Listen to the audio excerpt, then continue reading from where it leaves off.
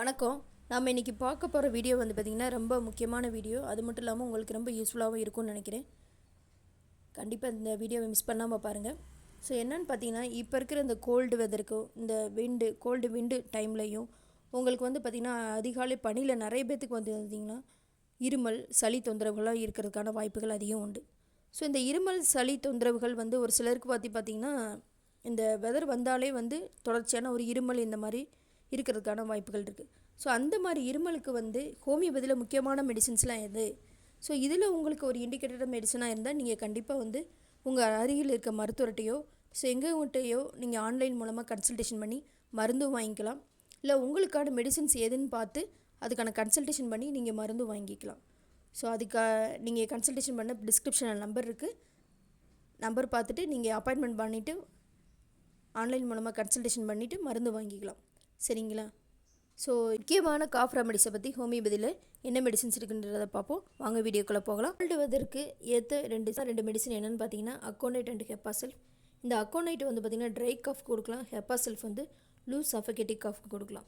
அடுத்து வந்து பார்த்திங்கன்னா ஸ்பாஞ்சியான்ற மெடிசன் வந்து பார்த்திங்கன்னா மெயினாக யாருக்கு இண்டிகேட் ஆகும் அப்படின்னா, சிலருக்கு வந்து பார்த்திங்கன்னா இருமல் வந்து ஏதாவது பாடும்போதோ யார்கிட்டையாவது பேசிகிட்டு இருக்கும்போதோ இல்லை சாப்பிட்ட பிறகு இல்லை எதையாவது குடித்ததுக்கப்புறம் சிலருக்கு வந்து ஒரு காஃப் இருக்குன்னு சொல்லுவாங்க. ஸோ அந்த மாதிரி காஃப்க்குலாம் இந்த ஸ்பாஞ்சின்ற மெடிசனை கொடுக்கலாம். அதுக்கப்புறம் வந்து பார்த்திங்கன்னா சிலருக்கு வந்து பார்த்திங்கன்னா ட்ரை காஃபாக இருக்குது, அதோட வாய் வந்து ஒரு கசப்போடு இருக்குது அப்படின்னு சொல்லுவாங்க. ஸோ அந்த மாதிரி இருக்கிறவங்களுக்கு பிரையோனியான்ற மெடிசனை கொடுக்கலாம். அடுத்து வந்து பார்த்திங்கன்னா ரொம்ப whooping cough, dry whooping cough அப்படின்னு சொல்லுவாங்க, வித் ஹோர்ஸ்னஸ் ஆஃப் வாய்ஸ்.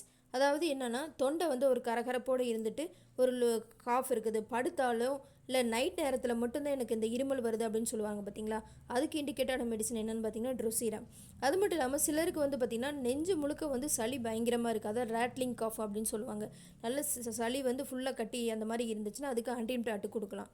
அதே சமயம் வந்து சிலருக்கு வந்து பார்த்திங்கன்னா இருமலுக்கும் அதோடு சேர்ந்து வந்து பார்த்திங்கன்னா அந்த சளி வெளியே வரும்போது அப்படி ஸ்ட்ரிஞ்சியாக, அதாவது ஜவ்வு மாதிரி சளி வரும். அதுக்கு வந்து பெர்டுசின்ற மெடிசனை கொடுக்கலாம்.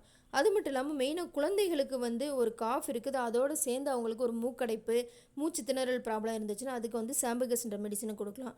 அதே குழந்தைங்களுக்கு காஃபோடு சிலருக்கு வார்ம்ஸ் ப்ராப்ளம் இருந்துச்சுன்னா அவங்களுக்கு வந்து சினா கொடுக்கலாம். அது மட்டும் இல்லாமல் சிலருக்கு வந்து பார்த்திங்கன்னா நல்ல நெஞ்சு சளியோடு இருக்கும்.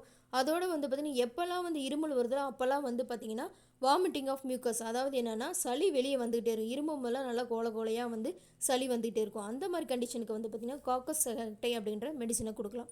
ஸோ இது மட்டும் இல்லாமல் BC6 அப்படிங்கிற டிஷ்யூ ரெமடிஸ் காம்பினேஷனாக உள்ள மருந்து வந்து பார்த்திங்கன்னா இருமலுக்கு த்ரோட்டுக்கெலாம் நல்லா ஆக்ஷன் பண்ணுற ஒரு முக்கியமான ஒரு பயோகெமிக் டேப்லெட் BC6. இதில் வந்து ferrum phos, kali mur, mag phos, natrum சல்ஃபனு எல்லா பயோசால்ட்ஸும் இருக்குது.